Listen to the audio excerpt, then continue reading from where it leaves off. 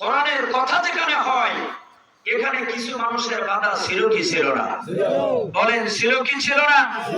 এর একটাই মাত্র কারণ, যখন কোরআনের কথা যেখানে হয় ঠিক ওইখানে ওই লোকটারই গায়ে পড়ে যে লোকটা চোর, যে লোকটা ডাকাত, যে লোকটা জেনাখোর, যে লোকটা সুদখোর। কথা বলেন না কেন? আজকে আপনি চিন্তা করে দেখেন, গোটা পৃথিবীর ভিতরে আবহমান কাল থেকে আজ পর্যন্ত যত মানুষ স্বৈরাচারের ভূমিকা পালন করেছে তাদেরকে আল্লাহ মাথা উঁচু করে বিদায় দিতে দেয়? সবাই বলেন দেয়? মাথা উঁচু করে বিদায় দিতে দেয় নাই। সম্মানিত হাজিরিন, আপনার ইতিহাসটাকে একটু খুঁজে দেখেন। ফিরাউনের মতো এমন একজন ক্ষমতাধর মানুষ, আমরা জানতাম যে এই পৃথিবীর ভিতরে ছোট্ট বাচ্চা যারা সাঁতার জানে না এরাই পানিতে ডুবে মারা যায়। কথা বলেন না কেন?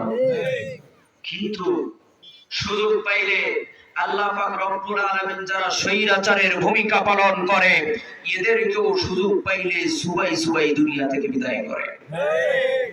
আপনি নীল নদে যখন গিয়ে ফেরাউন হাবুডুবু খাইতেছে, পানি খাইতে খাইতে যখন পেটে আর পানি যাবার মতো জায়গা নাই, তখন বলতেছে মুসার আল্লাহ আমারে বাঁচাও। কি বলছে ভাই? ঠেলার নাম? সবাই বলেন ঠেলার নাম। ভাই ভাই কেরম খাইতে পারো? মোটেও না। তো যদি বাইন্দি বানি তো যত পারো। বাইন্দি মানলে তো আর বলার কিছু থাকে না, থাকে নাকি? বাইন্দি যদি মারি তাহলে যত পারো। এখন ঠেলার নাম বাবাজি যেইটাকে আর হয় না সেই বলতেছে মুসার আল্লাহ আমারে বাঁচাও। আমার আল্লাহ তো রহমানুর রহিম। কথা বলেন না কেন? আল্লাহর কাছে ক্ষমা চাইলে মাফ করে কি করে না? এইবার এই মুহূর্তে জিবরিল আমিন চিন্তা করে দেখতেছে যে এর মতন কাজটা কাফের দুনিয়ায় আল্লাহকে বাদ রেখে নিজেই আল্লাহ রব হিসাবে দাবি করেছে। আমার আল্লাহ তো দয়া মায়া আসতেও পারে। ও আরেকবার বলি দেও মুসার আল্লাহ বলি, যে হা করেছে নীল নদের কাদার পানি একসাথে দেও জবান বন্ধ করে দিয়েছে। কথা বলেন না কেন? কথা বলেন না কেন? কথা বলেন না কেন? আপনারা মানেন না মানেন, আমি মিলাদ পড়ে দিতে লোক, আমি যদি কোনো মিলাদ অনুষ্ঠানে যাই এত লোক হয়, তারপরও শুনলাম আপনাদের এই অঞ্চলে হিন্দু এলাকা আমাদের আরেক ভাই বন্ধুরা আমাদের কথা বলেন আল্লাহ নিজেই বলেছেন খবরদার কারোর ধর্মের উপরে জুলুম করে ইসলাম পছন্দ করে না, এটা পছন্দ করে না। আমরা তাদেরকে ভালোবাসবো, আমাদের আচরণে, আমাদের কথায়, আমাদের কাজে যদি একদিন পছন্দ হয়ে যায় হয়তো কালিমা তেলাওয়াত করতেও পারে। কথা বলেন না কেন? সবার তো হাজির নমরুদকে আপনারা জানেন, এই লোকটাকে আমরা কেউ দেখি নাই কিন্তু এই লোকটার মোটামুটি নামটা পরিচিত লাগে। কথা বলেন না কেন? এলাকায় দেখবেন কিছু সুধীর মানুষ থাকে, সুধীর মানুষ জানেন তো, ও চলবে বেজুর, বলবে বেজুর, বসবে বেজুর, এমনকি সবেও কুসলি গুটি ও সোজা হয়েছে। কথা বলেন না কেন? এরা কিছু বেজুর মানুষ আছে না? কথা বলেন না কেন? আছে না? এরকম কিছু বেজুর মানুষ দেখবেন আছে, ও চার দোকানে সবাই এক কথা বলতেছে, ও হঠাৎ করে এমন একটা কথা বলতেছে সবাই কথা কান না কেন? নমরুদ একদিন বলতেছে ইব্রাহিম তুমি খালি তোমার আল্লাহর দাওয়াত দিয়ে বেরাও, তোমার আল্লাহ কত শক্তিশালী, আমি তোমার আল্লাহর সাথে একটু যুদ্ধ করতে চাই। ইব্রাহিম বলতেছে আমিও তো এই চাই। সুবহানাল্লাহ কান না কেন? আমি আর কি ইব্রাহিম যত কাজ আমার দুনিয়ার বুকে থাকুক না কেন আর কিছু না করি, ওই দিন আমরা তো আপনার আল্লাহর যুদ্ধের ময়দানে যদি একজন দর্শক থাকে সেই দর্শকটা আমি ইব্রাহিম ওই যুদ্ধটা দেখতে চাই। সুবহানাল্লাহ কান? কত সুন্দর করে এবার নমরুদ বলতেছে যে আগামী বৃহস্পতিবার সকাল 10টায় তোমার আল্লাহর সাথে আমার যুদ্ধ হবে, কারণ আমার যা সমর্থ আছে আমি এই সমর্থ আমার প্রপোজ করতে মোটামুটি 1 মাস সময় লাগবে। ওনার হস্তি বাহিনী আছে, পদাতিক বাহিনী আছে, অশ্ব বাহিনী আছে, বিভিন্ন বাহিনী অস্ত্র শস্ত্র ঢাল তরবারি কামান বন্দুক নিয়ে 1 মাস ধরে সুন্দর করে তালবাড়ি স্কুল মাঠ ময়দানে একটা ডেক ফিক্সড করে সাজায় সুন্দর করে রাখছে। ইব্রাহিমের কাছে আয়েশা মুস্কি মুস্কি হাসে আর বলে ইব্রাহিম কি ব্যাপার, আমি তো সব রেডি করলাম, কিন্তু তোমার আল্লাহ যদি কিছু রেডি করে না। ইব্রাহিম বলে, আপনার মতন মানুষকে সাইজ করতে আমার আল্লাহর পরিস্থিতি লাগে? কথা বলেন, লাগে?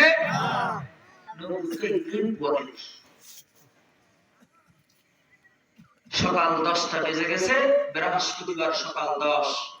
সবাই যখন রেডি হয়ে গেছে, বন্দুক কামান দিয়ে রেডি হয়ে গেছে, ইব্রাহিম আস্তে আস্তে ঠিক 9:50 গিয়ে মাঠের ময়দানে হাজির হয়ে গেছে। ইব্রাহিম হওয়ার পরে চুপ করে বসে আছে, নতুন করে কিছুই দেখি না, যুদ্ধ কেমনে করবো?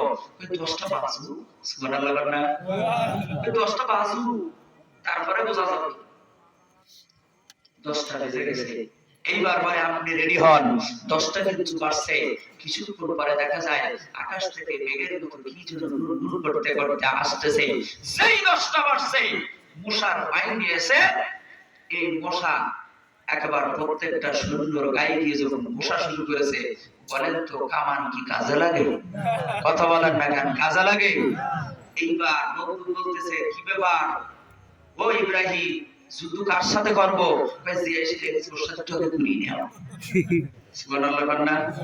আচ্ছা বলেন তো, মশার ডাকটা ভালো লাগে না খারাপ লাগে? ও যদি নাও কামড়ায়, কানের কাছে ঘেনা ঘেনা করলেও রাগ হয়, কতক্ষণ না? এখন যখন সামনে এসে ঘেনা ঘেনা করতেছে, মারছে থাপ্পড়, থাপ্পড়ের বাতাস ও জায়গা মতো ঢুকছে কোথায়? নাকের ভিতরে গিয়ে ঢুকে শুরু করছে কামড়। এবার বলতেছে ইব্রাহিম, কিরে আমার নাকে কি? নাকে যাই হোক, ট্রিটমেন্ট জুতুর বাড়ি ছাড়া কিছু না। সুবহানাল্লাহ না? তো জুতার বাড়ি মারা শুরু করে দিয়েছে। এক পর্যায়ে বলতেছে এই জুতুর কাজ হবে না, ও শক্ত আর্মি জুতুর কাজ না, শক্ত খড়ম জুতু দিয়ে পিটা। আমার আল্লাহ যারা এই দুনিয়ার বুকে স্বৈরাচারের ভূমিকা পালন করেছে, তাদেরকে জুতা পেটা করে দুনিয়া থেকে বিদায় করে দিয়েছে। আজকে যারা 15টা বছর এদেশের স্বৈরাচারের ভূমিকায় ছিল, এদেশের ছাত্র জনতা রাস্তার উপরে বুক বেঁধে দিয়েছে, এক সাইডে রাস্তায় দাঁড়িয়ে, এক সাইডে হাসপাতালে ওরা ইনজেকশন দিয়ে বেড়েছে, তো আরেক সাইডে রাস্তায় বুক বেঁধে দিয়ে দেশের নতুন স্বাধীনতা দিয়ে দিয়েছে। এদেশের ছাত্র জনতা চেয়েছিল যে আপনার পদত্যাগ, আল্লাহ পাক রব্বুল আলামিন বলছেন আর রহমানু আলাল আরশি ইস্তাওয়া, আমি আল্লাহ আসমান থেকে যা দেখতে পাই তোমরা জমিন থেকে তা দেখতে পাও না। তোমরা পদত্যাগ চেয়েছো, ও এদেশের আলেমদের উপরে যে নির্যাতন করেছে, ওর পদত্যাগ নাই, বরঞ্চ ওকে দেশ ত্যাগ করে আমি আল্লাহ ছাড়বো। বড় বড় বাঁকা বাঁকা রাজনৈতিক দল এত আন্দোলন করলো, লাভ হয়েছে না লস? কিন্তু যখন মাওয়াজ আর মুআযের মতো সৈন্য দাঁড়িয়ে গিয়েছে, কয় আবু জেহেল, তুই যত বড় চালাক হইস না কেন, তোর মতন চালাক মারতে গেলি বয়স্ক প্রাপ্ত কোনো সৈন্য দরকার না, বরঞ্চ শিশু বাচ্চা মাওয়াজ আর মুআযই যথেষ্ট। আল্লাহু আকবার বলেন।